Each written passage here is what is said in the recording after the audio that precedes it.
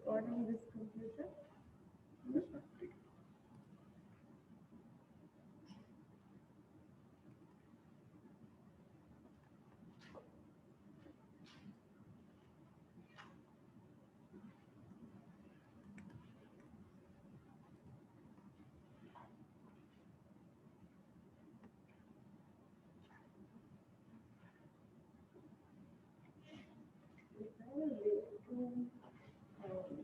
Complete चाहिए हाँ it is Zoom पे खेलते हैं don't like it if they haven't done. Okay. Alright, have you had a chance to access the recording? Ma'am ये admit करना No.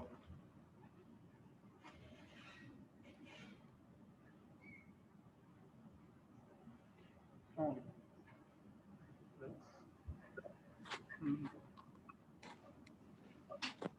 Yes? चलेगा No? मैं जगह सो गई Good morning.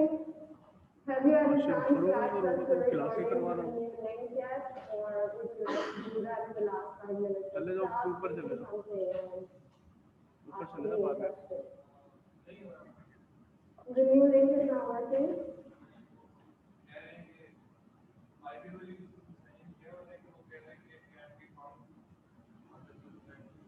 The new one? Okay, fine. So then I guess in the last 5 minutes of class, I'll ask you guys if I can do that. So we'll sort that out. The second thing that I was asking you for today is to be flexible. It appears I can't stand close to the presentation. To be flexible because this is what's going to keep happening today. All right? And this is an inevitability. So it's going to take some time. All right. So in our last class, what you guys learned a little bit about was what are the ways in which we approach the research that is presented to us in this field of psychology, with the approach that psychology is a scientific method of understanding human behavior, human attitudes, sort of why do people think the way they do, and why do people act the way they do, and why do people sometimes act in ways that are out of the ordinary or not exactly what we consider normal. Okay? And I use the word normal not with the usual implications. What I mean is when people behave in ways that are out of the ordinary patterns of behavior, those are also phenomena that we want to explain using the science of psychology. Now, previous class we also spoke about the need for you to approach any sort of psychological research with a critical eye. And the reason to do that is because as a social science, psychology is founded very much within whatever the prevalent norms and values are of a particular time, particular culture, so on and so forth. One really easy way to understand this is that if you look at any sort of research, I'll give you an example. Later in this course, we're going to study this as well. There is a theory of moral development. Okay? So how does a human being's morality or capacity to reason about moral issues develop over his or her or their lifetime? Okay? However, the research that was used to develop this theory was conducted over, I think, about a good 12 to 20 years. That's a long time to conduct research on human subjects, and it should have given us some really substantial findings that we can then generalize. If you recall, one of the most important things we talked about was generalizability and whether something, a hypothesis, can be falsified, right? Testability. Now, this particular study that I'm talking about with this many years of research, one would assume that it should fulfill some criteria of generalizability. It's very hard to talk to 100 people online and in person at 8:30 in the morning, sorry. So, one would assume that the study has some sense of generalizability, but when you look at the sample that this particular researcher used, this particular person I'm talking to is Kohlberg. So his entire study was conducted on middle to upper class white men. Okay? Now, we know today that so much of what we do, so much of the ways that we learn, and so much of, sort of even how intelligent we are as raised by society depends on our context. Excuse me, ma'am. Context is the personal and environmental factors. This particular study, despite the extensive sort of research, the case studies, in-depth interviews, all of that was done, but this sample is not representative of the general population. So the sample is restricted to one ethnic group from particular socio-economic background. And so when you approach a research study in psychology, if you were to simply look at this theory without knowing where it came from, you would assume that this is a really good way to explain how we understand moral issues as we grow older and how that understanding of moral issues continues to expand and become more complex as we age, right? And a lot of things within that theory appear to be true. So for example, there's one particular stage when you're much younger, which is called good boy or good girl, where you do the right thing because you want to be seen as good. Now this is something a lot of us do. But just because it's something a lot of us do isn't enough to give this very sound empirical evidence to stand on, because a lot of us were not part of the sample that was used to create this theory. Okay? So that's something to keep in mind. We're going to go forward today. And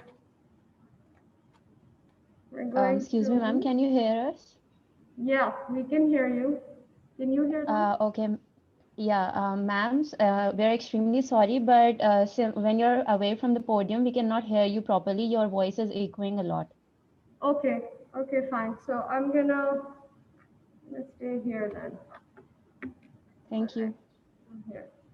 Okay, I'm gonna teach from here now. So, something we went.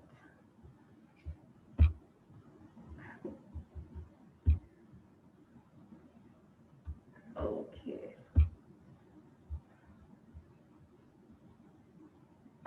We covered this. You had a question. Oh, thanks. Okay. So today what I wanted to do was I wanted to go over some of the core approaches within psychology. And in our first class, I'm really used to moving around. Sorry, people on Zoom. It's hard for me to stand in one place and teach. All right. So, okay. In our last class, we were talking also about the roots, right? Where did the science of psychology or the social science of psychology emerge from? What are sort of the founding, the cornerstones of this social science as we know it today? And two approaches that you studied were structuralism and functionalism, whereby structuralism was developed by Wilhelm Wundt and his partner Tishner, and they came up with the first ever psychological research experiment whereby participants were meant to, with awareness of hearing a sound, with conscious awareness of hearing a sound, they were required to press a key. Now this was, and then they were asked what happened, what was the process that occurred that caused the delay, because what Wundt found was that people were much slower in pressing that button when asked to do it with awareness as compared to when not. And so he was relying completely and entirely on the participants' own introspection, right? What is introspection? Introspection is when you are kind of having this self-talk or this self-conversation, and your reference point is completely internal. Obviously, introspection as a research method is quite subjective, and when you don't have anything external that can back it up, right? When you can't triangulate that research, in any way, then the findings become, well, not exactly completely reliable. So on the other hand, then you had William James, and William James has made some substantial contributions to psychology, one of which informs how we understand emotions today.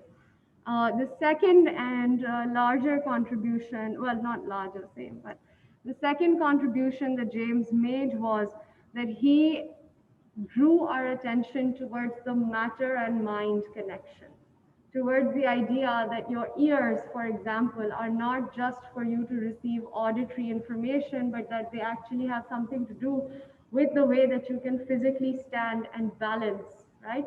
And he did this because he conducted an experiment with students who had who had vertigo, and students who were deaf. And he realized that even though the deaf students couldn't hear, their ears were connected to their maintaining balance. And so that's how this happened. And remember, all of this, these two schools of thought are emerging in the 1800s, all right? Now, when William James starts focusing so much on sort of what you can see, right? Remember, Wundt was talking all about what you can't see, because he's asking people to tell him what their experiences are. What James is doing is different. He's focusing on what you can see. And when that happens, when that happens, what happens is that you see a shift happening within the field of psychology itself. And that shift is,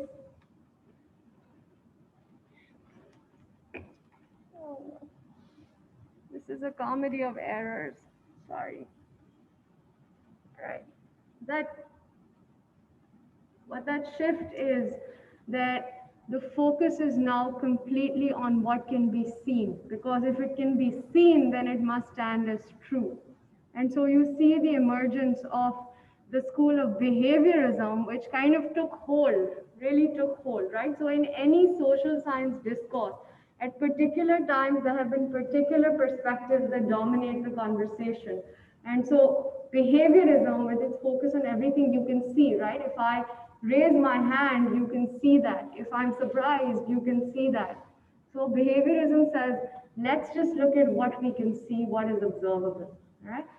Then you come to slight shift again, psychoanalysis, or the Freudian school, which for reasons unknown to man or God continues to persist, because it is the least scientifically viable area within psychology. And it bothers me to no end, because so many of our, even currently, so many practices are based on this completely unscientifically, scientifically unfounded school of thought. And I know that's a very strong opinion to have, but when you learn this, I think you'll also kind of agree with me. But I will not bias you in any way apart from, saying things like what I just said. But if my bias is clear to you, then you should clearly disregard it, is the way that I look at it. Anyway. So in psychoanalysis, the focus is completely, again, back on your inner self. Again, introspection, talking is the way that is used to bring out whatever your inner self is. But in psychoanalysis, the focus and the sort of point of departure for the theory is that every single human being has an unconscious mind that influences their conscious mind, and hence influences and creates behaviors and thoughts and attitudes, and also that the state of that unconscious mind is deeply, deeply impacted by childhood experiences. And according to Freud, the nature of those childhood experiences was in the form of these sexually oriented dilemmas or conflicts that you resolve as you go through childhood.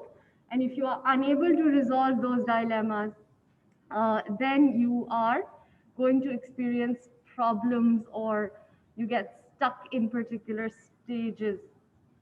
Anyway, next you have humanism, which is my personal favorite in terms of psychological schools of thought, because it's very warm and fuzzy. It focuses on the fact that everybody has potential. One can argue that humanism also is not entirely founded on a lot of scientific evidence, but To the contrary, there is quite a bit of research done on humanist approaches, and we'll talk a little bit about that research as well when we study humanism.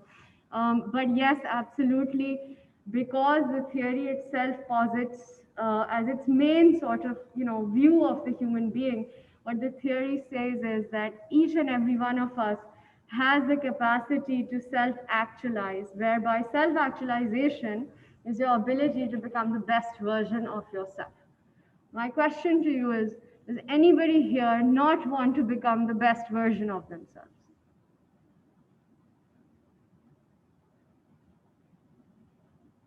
Anybody online not want to become the best version of yourself? No, right? So again, this is similar to what I was saying earlier. Just because something is true doesn't always mean that we are actually testing it, right? How do you test for somebody wanting to become the best version of themselves deep down inside? Imagine that I am now asking this question of a person who is homeless. Is their need going to be become the best version of myself, or is their need going to be get a hot meal and find some form of shelter? So you kind of need to put things in perspective. Just because I'm saying these big, broad, fluffy statements doesn't mean that they entirely hold true, right? So this is the kind of feedback that you as students need to bounce back, okay? Now, cognitive psychology, now remember, I told you, behaviorism shifts our focus to what's observable. Psychoanalysis is pulling our attention to the unconscious, what people have to tell you about, or what you as a psychoanalyst will bring out for people using particular techniques. On the other hand, humanism emerges later in the process, okay? But before humanism comes up, you have the emergence of cognitive psychology or cognitive neuroscience, which is a big drift from behaviorism because it brings the focus back on the mind, inside the mind, on mental states, right? So cognition, or within psychology, cognitive psychology focuses on what are the ways in which we think, we learn, we communicate, right? And none of those are about how we behave or whether we're raising our hand or jumping up and down. It's all about what happens inside your brain.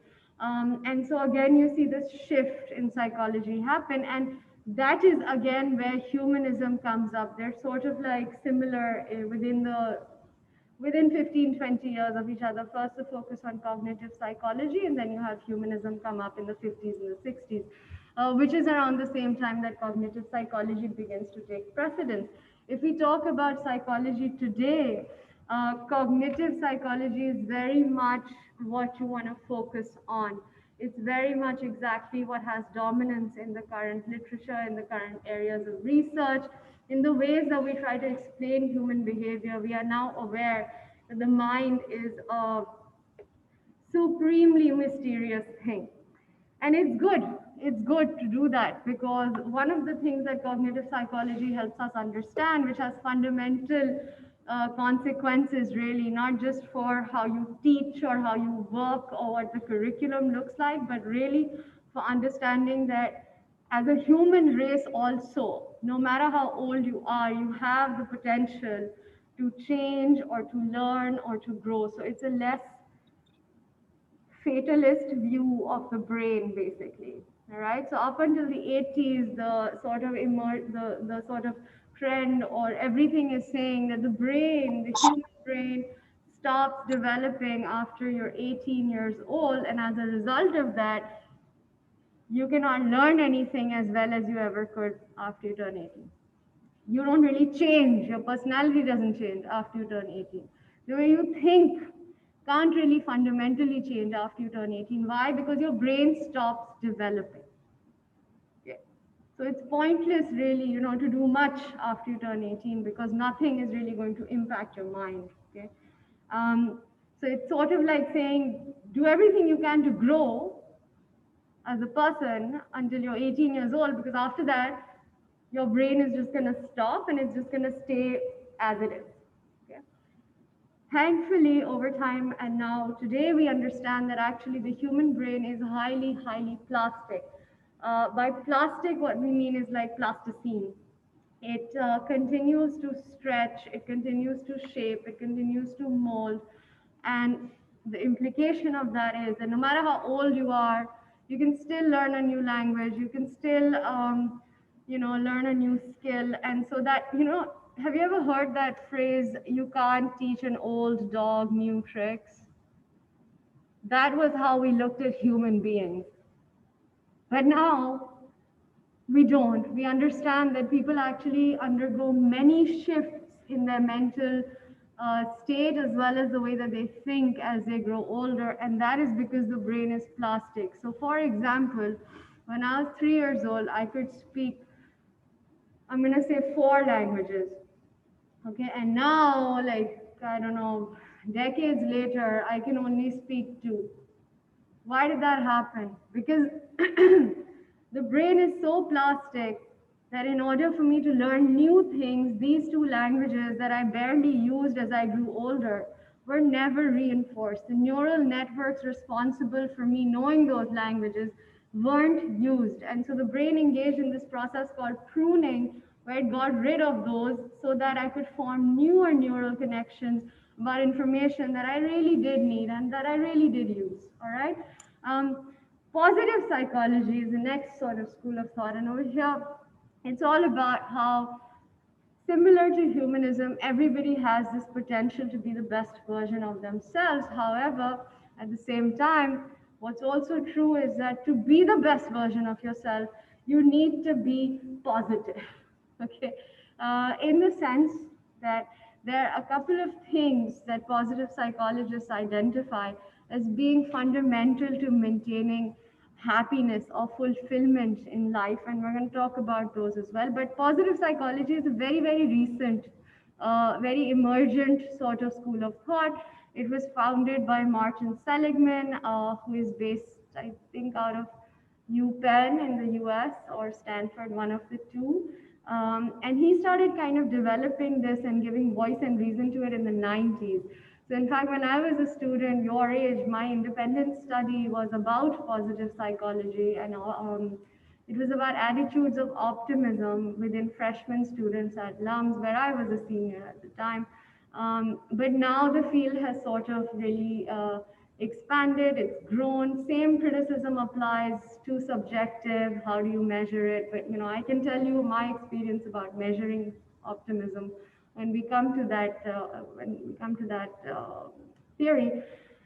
I'm going to take a short pause. I know you had a question somewhere here, and somebody on Zoom had raised their hand. I think it was Aisha Siddiqui.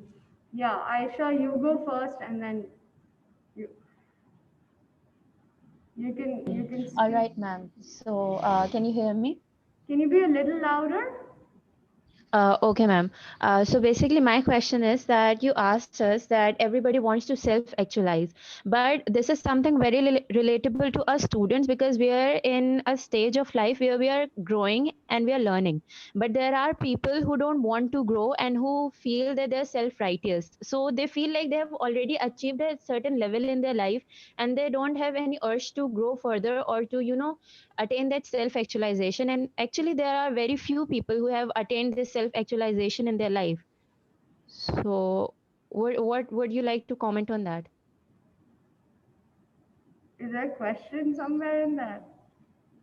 Yeah, Okay, like sure. your question about self-actualization was to us and the answer was very similar, but if there would be people of different age groups, then the answer wouldn't be similar, right? Okay. So you're talking about the fact that, okay, right now, maybe because we're so young and not as worn down and world weary as you are, we really want to be self-actualized, but in like 10 years, 15 years, 20 years, maybe we don't care about that anymore. So what happens then, right? That's what you're talking about? Yes. Okay. I think my comment on this would be really, really simple. And this is why I always focus on this part, on this piece about the brain being plastic and human beings being able to grow and change. Within pretty much every class, we're going to keep talking about this aspect of the brain. And the reason is that knowing this is the most possibly liberating piece of information that you can know. Simply because the way that you feel about yourself, as in, oh, I've become the best possible version of myself, or I will never be, so why should I try? That is completely informed by your life experiences. Okay, it's informed by what people have told you also about yourself. So, for example, if you have grown up in a household where you and your siblings were treated equally, where you're told that, you know, anything you want to do, you can do it, and then you were also given substantial support, financial, emotional, whatever, to achieve all of those things that you wanted to achieve, then yes, absolutely, you're going to grow up with this mindset that I can do anything.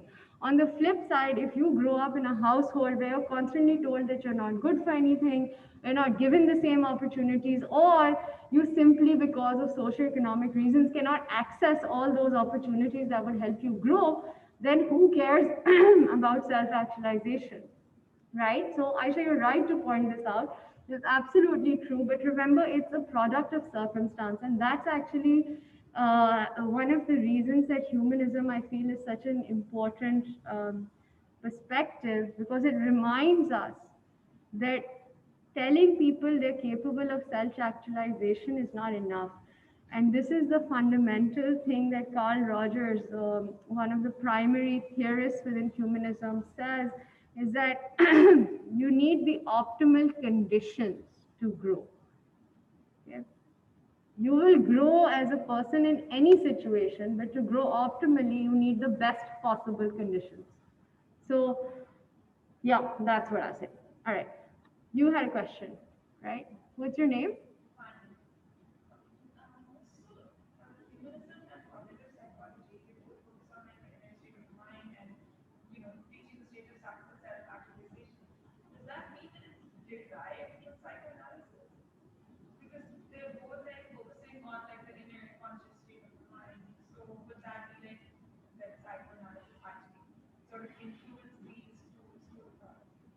Well, I would say that possibly yes, because psychoanalysis and the, so I didn't mention this to you, and I'm sorry that I didn't, but in all fairness, the one thing I can say about psychoanalysis, and I can say it, I can say this, is that the biggest contribution that it made was that while all of the behaviorists were like, let's just look at what we can look at, the psychoanalyst said, no, you shouldn't do that. You should also like look at what's happening inside the mind. So that has been the greatest contribution of psychoanalysis.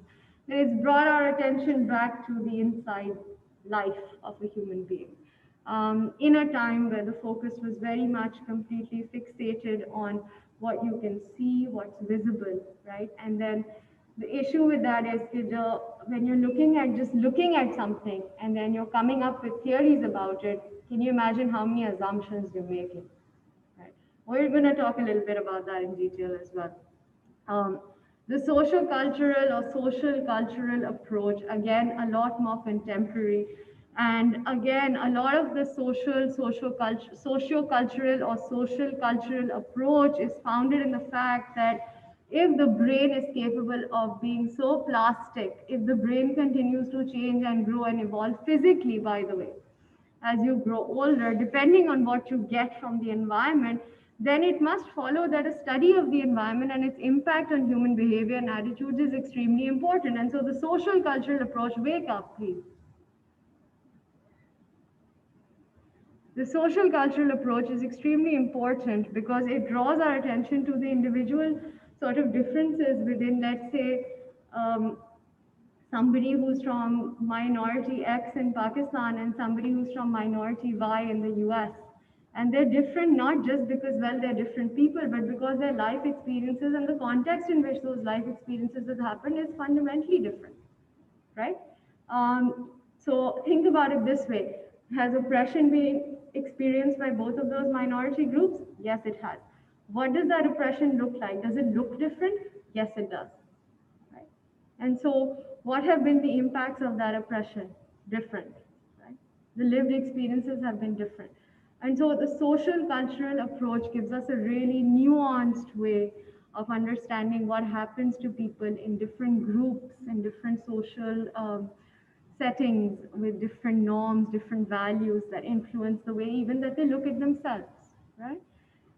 And finally, Evolutionary psychology related field is behavior genetics, looks at how we have become, and this will remind you a little bit of William James talking about the mind as being an adaptive organism, right? The mind adapts so that we can deal with the shifts and changes that the environment is constantly throwing at us, and hence we can survive the environment. Evolutionary psychology is essentially looking at the ways in which structures of the mind, the brain, have evolved over time to help us continue to remain adaptive in order to survive, right? And so, one of the things, for example, is that we found that there are particular structures in the human brain that we call the oldest ones, okay, the oldest ones. So one of those is the frontal lobe, which is responsible for your rational decision making and your planning. You're born with this and it continues to develop. It's not fully formed when you're born, but it continues to develop as you age from 0 to 3. And then obviously as you grow older, it becomes even more complex and even more sort of capable to think in abstractions and so on and so forth. But evolutionary psychologists would look at that and say, okay, yes, we've always had the rational capacity to think. And how has that capacity to think become even more complex, or how has it evolved over millennia? That's what an evolutionary psychologist would look at. Behavior genetics is related because what they do is they look at your genetic, they look at the human genetic makeup, they identify patterns that have been recurring over humankind, patterns that recur in particular groups of people, and they use genetics to understand why certain behaviors occur in certain groups. Right? So it's really interesting.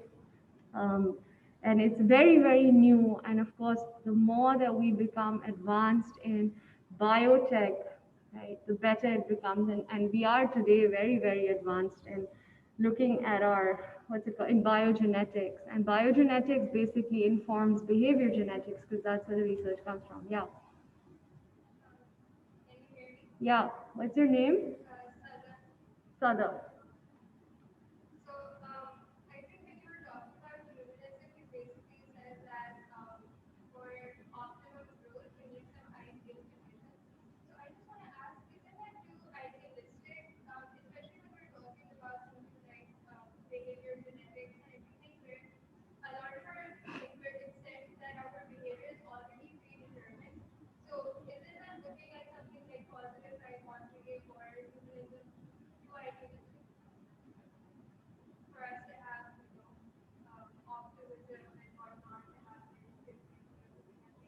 Will you repeat the last part?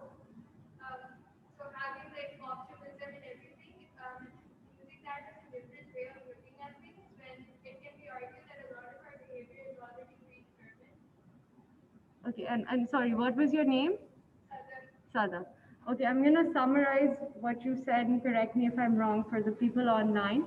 So, people online, if you're actually listening, what Sadaf is asking is that if we have science like behavior genetics to show us exactly which behaviors we are sort of predestined to do because we're predisposed to them evolutionarily, then what's the point really of having such idealistic perspectives like humanism or positive psychology that say, oh, people are fundamentally good and people are fundamentally capable of becoming the best versions of themselves.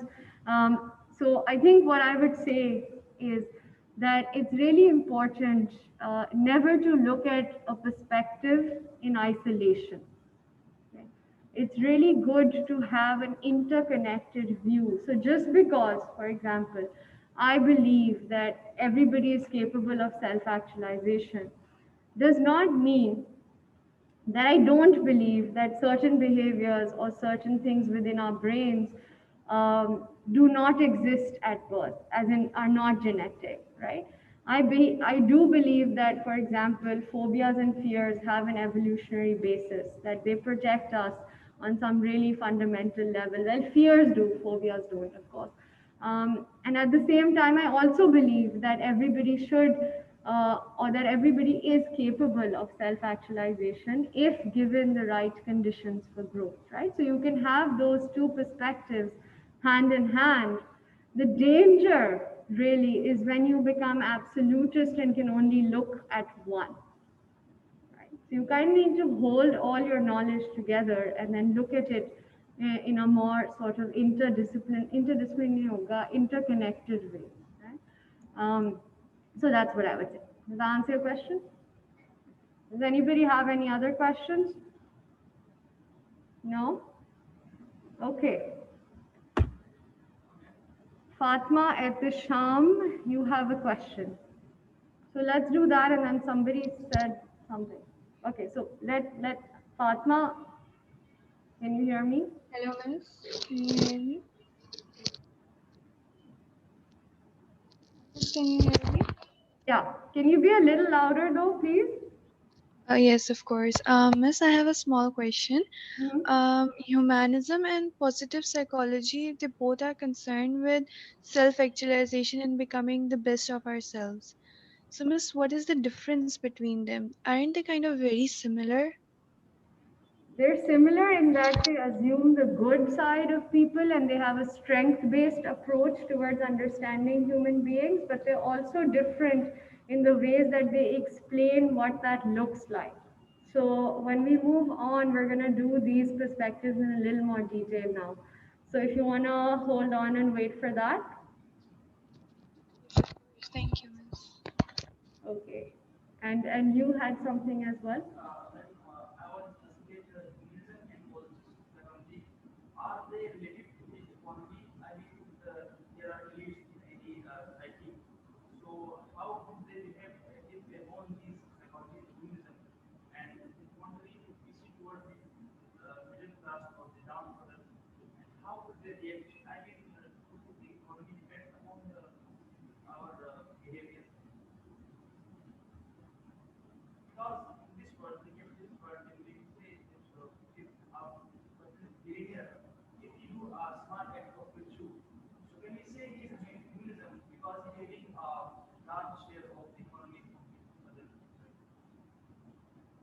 I, I'm gonna rephrase your question back to you. Tell me if I understood it. Okay? Are you asking me how we can use? Okay, you're either asking me. This is my first understanding. You're either asking me how can we use positive psychology and humanism, right, to understand the ways in which people contribute to the economy, or you're asking me what are the economic implications of philanthropy? What are you asking me?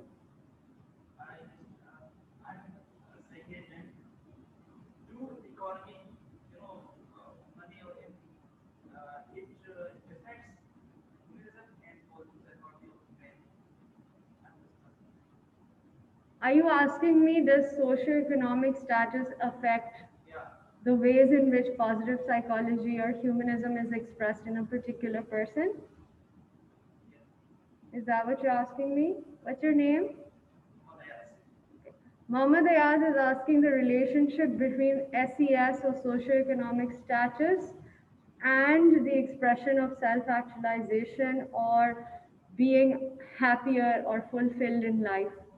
Um, that's your question, right? Okay. Does anybody want to answer this?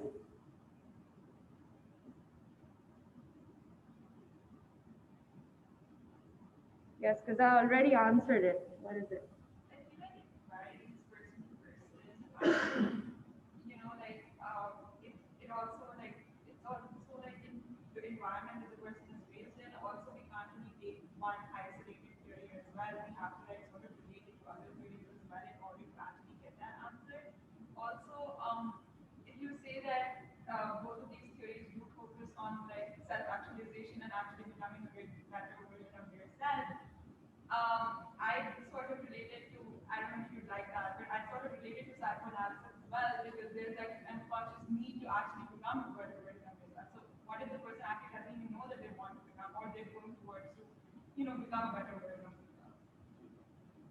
So the desire for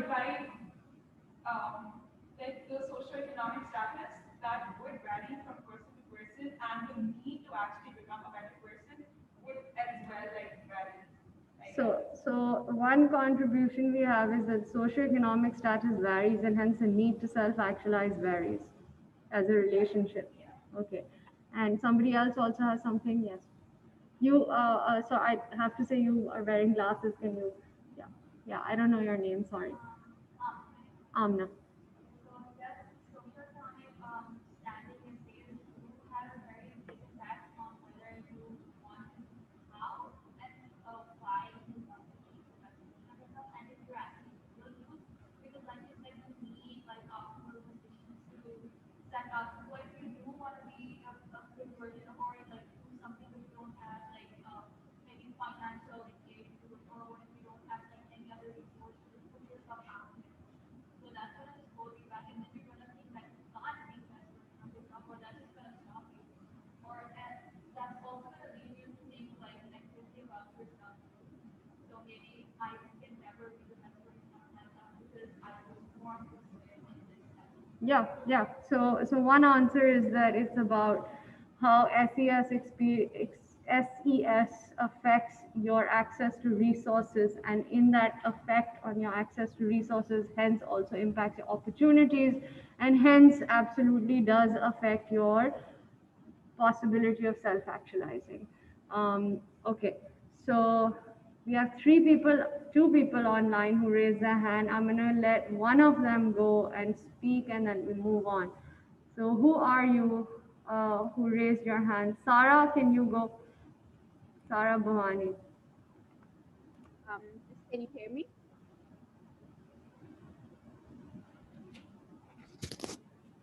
So I was just going to say that self-actualization Sarah, is, can I you be louder, please?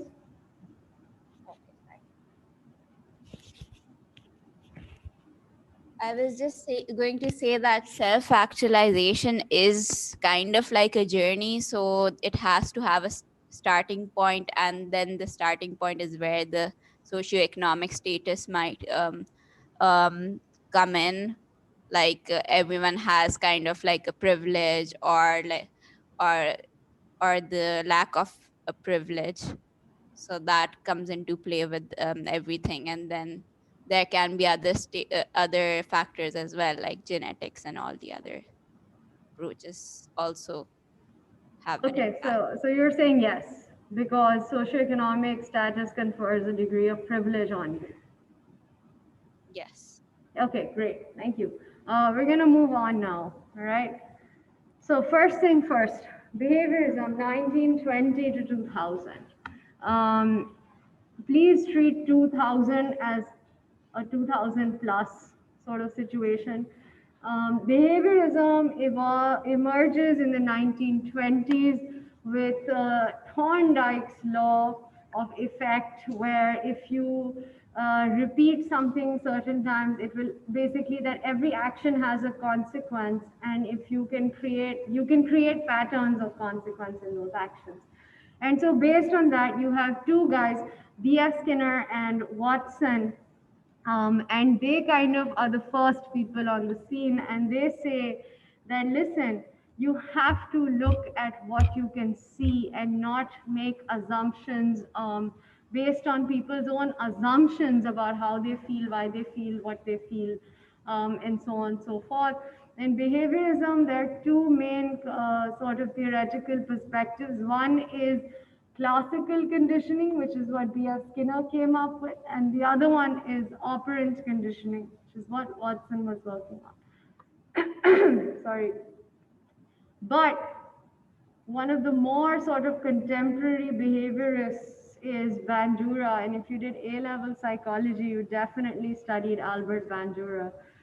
He did this experiment with dolls, with Bobo dolls, and he used that experiment to show that we behave in ways that we learn, and we learn those behaviors from role models in our environment. And again, the focus is on what you can see, right? However, this is back in the 80s, the past sort of 20, 30 years, Bandura has kind of revised his social learning theory to become the social cognitive theory. And that means that now he's saying, yes, we do look at people, we do look at role models, and we learn behaviors, but we are not just, passive deposit boxes. We actually think about what we're seeing around us, right? And so we'll think about whether a behavior results in a positive consequence, and then we'll say, oh, this is how I should behave, right? And so he kind of has introduced a cognitive perspective within his social learning theory, now renaming it as social cognitive theory to reflect that shift, right? So what Bandura has done is he's taken classic behaviorism, which is only about what you can see, and combined a cognitive element in it to draw attention to the fact that there is absolutely a relationship between your mind and the things that you do. And throughout this course, you're going to uncover a lot of different elements of that relationship between mind and behavior. So, for example, when we study social psychology, we'll talk about something called foot in the door phenomena. And what foot in the door is that if you do something once, even if you're really like hesitant, but you do it, right? Even if it's something you don't want to do, you've done it once makes it more likely that you will do it again. And then you kind of do these behaviors in incremental amounts. So, and we all have certain things that we'll do this for, right? Um, think about it. If you're on a diet and you break your diet, and you've been really strict on your diet, and then you break your diet, and then you're more likely to break it again, and then you're more likely to break it again. So that's how, you have a cheat meal, and then you have another cheat meal, and then you have a cheat day, and then you have a cheat week. Very small example of foot in the door. Anyway, so again, behaviorism with Skinner is all about you have something, anything that draws a particular response from the environment. You can recreate that response for something else also, simply by associating thing A with thing B. At its most basic, that is what behaviorism is. So, for example, if every time I do this, you look up, then every time I do this, you look up, and then sometimes, even if I just say look up, you look up, because look up is associated with this. And so that's my terrible example of how classical conditioning works. And we're going to talk about it in more detail. This is just an introduction to that approach, right? Operant conditioning, on the other hand, says, for example, if you didn't have marks for class participation, would you still be saying things in class? Probably not. Operant conditioning says incentives create behaviors that you want. Rewards create behaviors that you want. And punishment or negative reinforcement help avoid behaviors that you don't want. So for example, if instead of giving you marks for speaking in class, if you deducted marks for you speaking in class, you would not speak in class, right? Negative consequence avoidance of behavior. Very simple, very basic. There are a lot of nuances to this, and we're going to talk about it when we do behaviorism in detail, which we will in a couple of classes. So I'll move on unless you have anything to share at this point.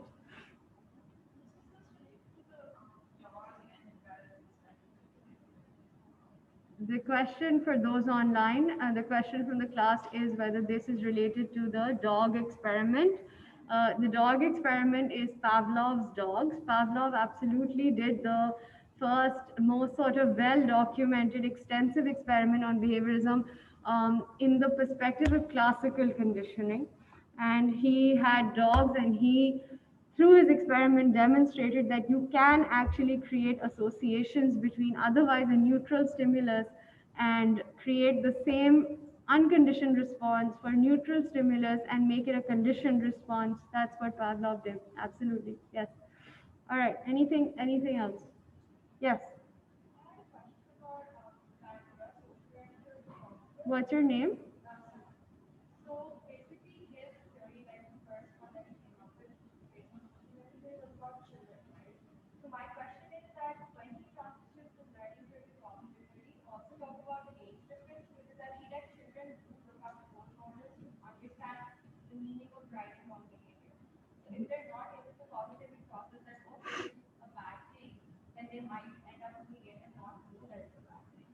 So that's kind of what I want to ask about this. Is there like a age difference, or is there a transition from this age to that age, and then the transition to that age theory, or Okay, so Sana is asking the question that in social learning theory, shifting to become social cognitive theory, was there a corresponding shift? Is it true that then is this your question, that if let's say I'm up until 6 years old, then only social learning theory will apply to me, meaning that I'll just replicate whatever behaviors I'm seeing around me without really thinking about them, and then when I'm beyond 6 years old, then I obviously start thinking more about the behaviors I'm seeing, and then I'll figure out whether I want to replicate them or not. Okay, no, that's not how it is. Um, at all ages, right, from birth, the capacity to think about the world is present. It has to be. Why does it have to be? Because you have to make sense of the world, right? You interpret what you're seeing, what you're hearing, what you're feeling. You interpret what's happening to you, right? Um, as well as what's happening around you. The difference is through the lifespan, that ability is very basic when you're born. That ability when you're born is sufficient to just help you survive. As you grow older, that ability to think becomes more and more evolved, right? It becomes more and more intricate, it becomes more and more complex, it becomes more and more analytical, abstract, so on. And obviously that happens when you're much older. So what Bandura says is that even when you're a child, you do have that most basic capacity to think, right? So you look at a behavior happening around you and you will consider, you will think about it. You won't just blindly repeat it, right? How you think about it will obviously be very, very, again, basic when you're younger. So it will just be that if you, for example, see that, and this is true, when children see violence in the home and they see that that violence is met with the violent adult getting their way, right? They are learning that this is a good behavior to get what I want. However, if children see violence in the home that does not result in good consequences for the violent adult, they learn that violence doesn't get me what I want. So it's really, really like that basic. But now consider same situation except you're 30 years old. You'll think about, well, should I, just because I'm strong, should I use force to get my own way? Is that not wrong? You'll think about it. That's kind of what he's saying. But just how you think about it differs over the lifespan. Okay. Nobody online has anything. My favorite, psychoanalysis. So again, like you see, it emerges around the time where introspection is present. Sigmund Freud studies in Germany and Vienna. I think he practices in Vienna, and he comes up with this incredible way of explaining all the problems that humanity has ever experienced. And he says that all the problems that humanity has ever experienced come from humanity's desire for sex. So according to Freud, when you're born at birth, it is, that's the point at which your sexual conflicts begin, and he explains human development through these psychosexual stages. At each stage, there is a conflict of a sexual nature that the child strives to resolve. The conflict involves the parent, usually of the opposite sex. If that conflict is not resolved, that becomes a stuck point in the unconscious and influences the child's behavior as an adult. the stuckness of that conflict is present primarily in the id. The id, according to Freud, the unconscious human mind is made up of the id and partially the superego. The superego also kind of exists in conscious mind as well. The ego is the most conscious part of our awareness, and the id is the most childish, most impulsive, most reckless, most insane, sort of like not thinking about any consequences part of ourselves. And according to Freud, this sort of breakup of the human psyche is what explains what happens to us as we grow older and why we behave the way that we behave. So, not a lot of proof for this. We have come 1850, right? So let's say I want to say like 100 and I'm going to say 70 years from then. A very poor math, so maybe it's 170 years. Whatever, 170 odd years onward, we still really don't know whether an id, ego, or superego exists, and there is no actual way to prove that an id, ego, or superego exists, right? So neo-Freudians who emerged later after the 1930s, they've kind of broken a little bit with this sort of a view, and they've said, yes, it's true that there's an unconscious, but it's not just your childhood experiences that impact you. There's other stuff, but we should continue to keep the unconscious mind at the forefront of how we understand human behavior and human attitudes and human thought, etc., etc. Carl Jung, as you can see, can be classified as neo-Freudian a little bit. So Jung is actually somebody I really like because what Jung does is he says that all of us fall into or are influenced by this collective unconscious, that all of mankind, all of humanity shares this collective unconscious, and within that collective unconscious, there are particular types. There are these broad archetypes, is what he calls them. And we all fall into one of those archetypes. And it's such a beautiful, poetic way of of understanding humanity. And that's the only reason I like it. Okay, it's a great thing to think about if you love to write. It's a really beautiful theory to hold in your mind. In fact, there's a story by, if you're interested in reading science fiction or fantasy, there's a writer named Ursula Le Guin, and she wrote a story, I think it was called The Shadow, The Man and the Shadow, or The Child and the Shadow, and it's inspired by Jung's archetypes. And so she uses the archetype of truth and beauty and the maiden, and it's just really lovely. Anyway, the point is this is really great literary view, but same problem persists. How do you prove this existence of this collective unconscious that has evolved over millennia and has resulted in these archetypes that each of us falls into? How do you prove that? Right. So that's a problem. But very inspirational for lovers of literature and poetry, I must say. But it does have some value because think about it.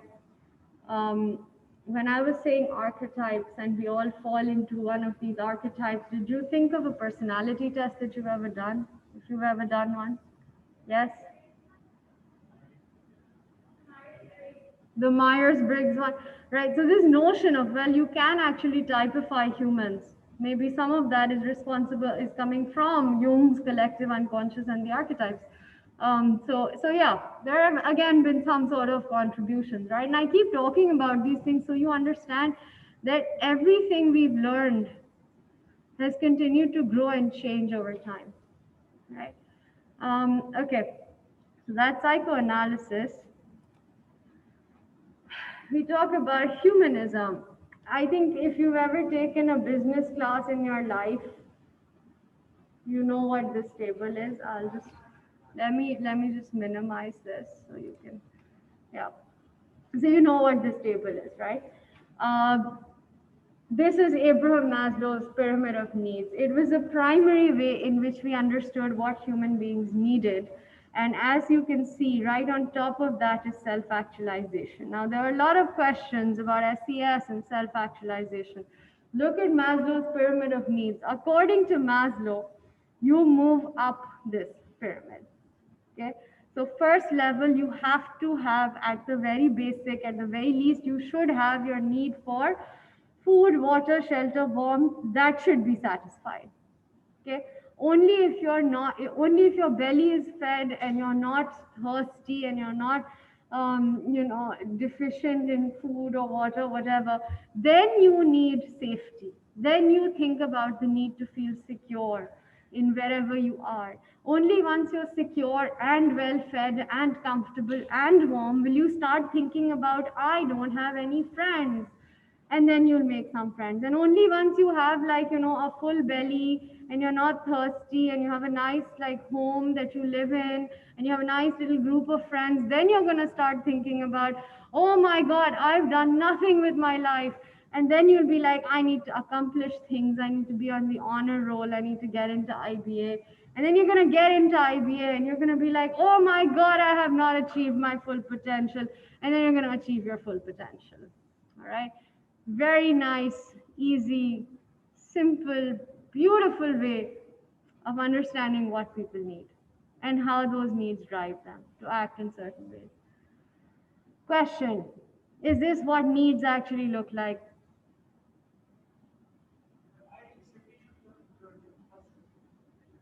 What should be what? So safety beyond self-actualization? Or you mean that first you should feel safe and then you should feel well fed? Yeah? Okay.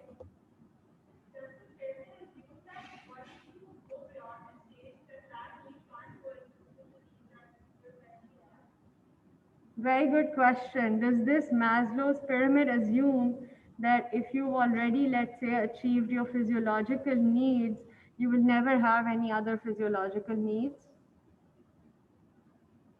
Is that your question?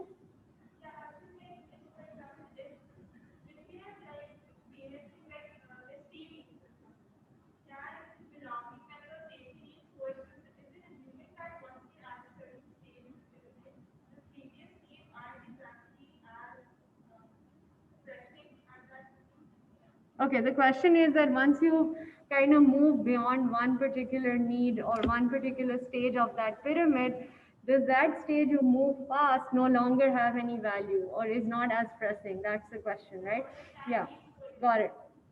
So, yes, they don't coexist. They don't coexist. According to Maslow, this is a hierarchy of needs. Okay, a hierarchy implies that there's a ranking for these needs, from the most basic to the most complex, where the most complex are your self-fulfillment needs, right? And in that self-fulfillment, right, what is it that you desire needs include your full potential or working towards achieving your full potential. And that in itself is the biggest issue with Maslow's pyramid of needs, because I'll ask you this: have you ever been, let's say, I don't think this is going to be true for too many of you. Okay, one second. Before I speak, two people online have raised their hand. Let's see who they are. Kaval and then Hamna. So Kaval, you can speak, and then Hamna. Okay. I'm not sure if this is the point you were about to make, but how does Maslow take into account when, for example, maybe we're in our self-actualization phase or our self-esteem needs, and then we don't really take care of the physiological needs? Like, they're not present, but the others are. So that wouldn't exactly be a pyramid, no? I'm sorry. Can you repeat, but like a little louder? All right, sure. I was asking about how Maslow takes into account whenever maybe we're taking care of our self-esteem needs or our self-actualization needs, but the physiological needs are not present. Like, we are working towards our potential or either of those things, but either we're not well rested or we don't have, like, we're hungry. So that wouldn't exactly be a pyramid, right? What's your question? Like how is that still um, a hierarchy? Because we're not going in order. It's what you're saying that the higher. Are you asking? Are you asking me? Does the hierarchy not exist? Is that what you're asking me? I'm asking how it's applicable on every situation, I guess. Uh, You can continue. I'll see if I still have the question to ask at the end.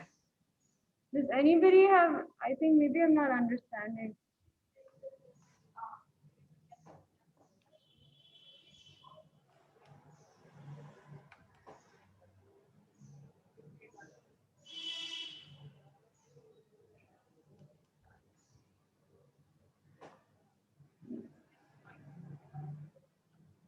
But isn't that exactly what we just talked about?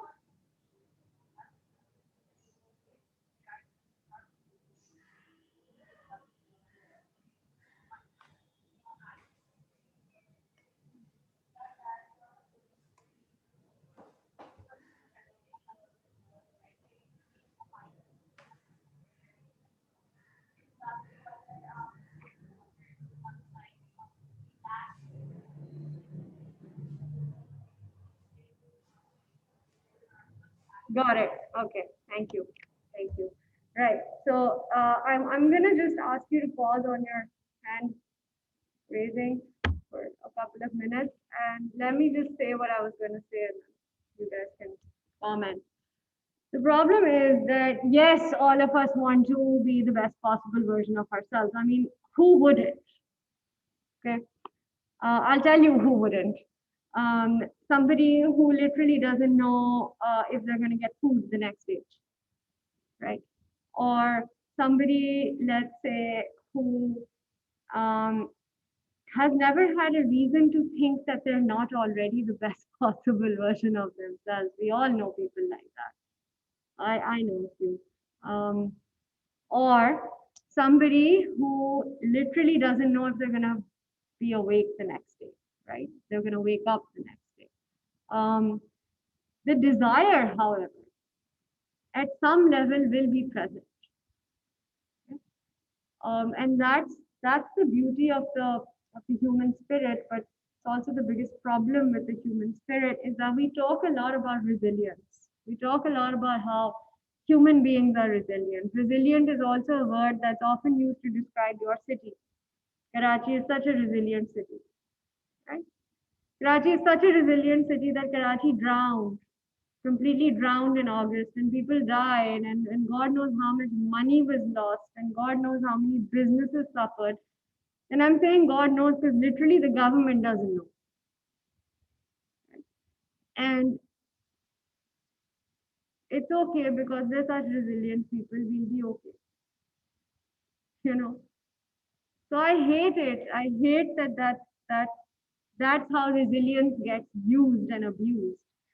At the same time, resilience is a really wonderful concept because it also says, when it's properly understood, resilience refers to the human capacity to adapt and not fall apart in response to challenge, right?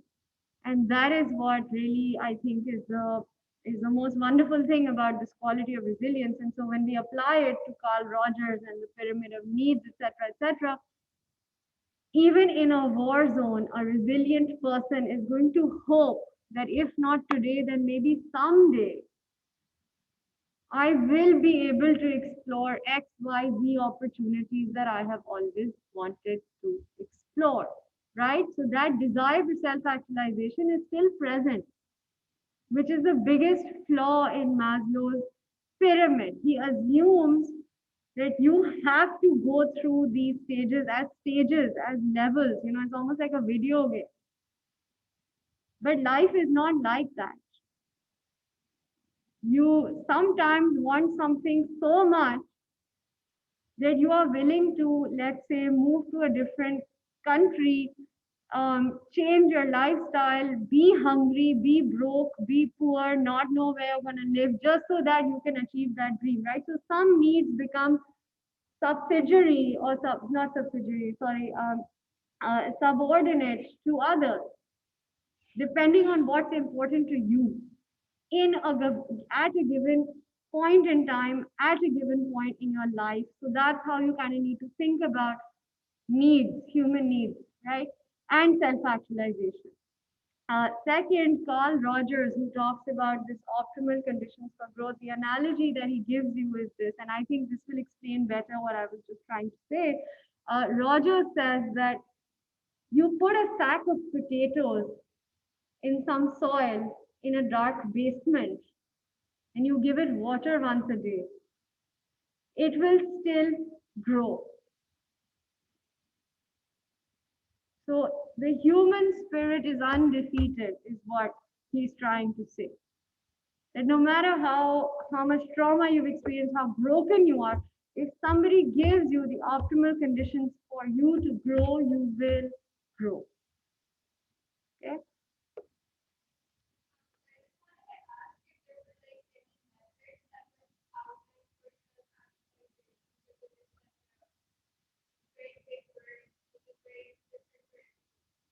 Well, I would say not methods per se, but support systems, yes. And we can talk about those when we actually discuss this particular perspective in detail. So yes, there are some ways. Josefa, you have a question and then we're gonna move forward. It is not a question, but just an example to what you said is that Can you sometimes speak louder, self-actualize. please? Can you hear me? Yeah. Okay, so sometimes self-actualization is more important than other needs. For example, in people living in austerity and in solitude, for religious and spiritual purposes, they avoid food and everything, relationship with other human beings to achieve something uh, in their mind is spiritual. So self-actualization is here the most important for them. You're you're saying I think what I just said, right? That Yes, self yes, yes, it is just great. an, yeah, Yeah. example. Awesome. Great. Thank you.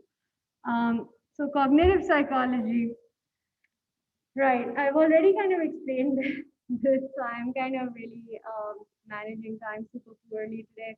But I've already said this. It basically looks at the internal mental life of a human being, the processes related to remembering, i.e., memory, reading, perception, sorry, not reading, communicating, and sort of understanding the world, so communicating or language and attention and perception, again, human intelligence, thinking about thinking or problem solving capacities, bias that helps you make decisions quicker sometimes, although at the expense of being correct, which we call heuristics. We'll also talk about those. So kind of think, so within cognitive psychology, you look at memory, you look at perception, how you look, hear, see, feel, whatever, interpret the world around you. You also talk about how people pay attention to things or not, right? We also, within cognitive psychology, a large part of it is focused on what helps us communicate, i.e., what does language development look like, and what are the factors that help us really communicate better. Part of that is not just about the words you know and the meanings of those words. It's also related to your ability to pick up on social cues from other people. So, for example, the social cues I'm getting from you guys right now is that it's 9:45 and class needs to end, which it will. But so that's what a cognitive psychologist studies. But remember, cognitive psychology is by far the most scientific, and by scientific I mean tested and testable branch, because of the technologies that we have access to today that allow us to really study brain activity to support or disprove our hypotheses about the ways in which people remember, think, communicate, and so on, and learn. Right? Next, this is your favorite thing. So now you should understand that positive psychology for human beings to feel fulfilled and to feel mentally well, 5 things. You need to encourage yourself to experience positive emotions. Laugh, smile, feel joy. Let yourself be open to joy. Feel grateful. Remind yourself of things that you're thankful for. Second, be engaged. Feel engaged with the world around you. Do things for your community. Third, have positive relationships with people. Have a strong support system, whether it's your family, whether it's your friends. Four, have a sense of meaning in the things that you do. Know that your life has a purpose. You are born to do great things. And five, accomplishments. When you do things that are highly rewarded or mean a lot to you or are achievements of some sort, it's great, right? So positive psychology, the science of happiness, as it is often been called, if you have these 5 things, positive emotions, engagement, a sense of belonging, right? Positive relationships, strong support system, sense of meaning. Sense of meaning can be anything from feeling connected on a spiritual level to feeling that your life has meaning or purpose, whatever, and actually achieving things and doing things that are, well, worthy of something. Um, that will help you be better people and happier people, not better. Better is a value judgment. Happier people. I think I should stop now, otherwise I'm going to influence minds that I'm not looking to influence today. So let us.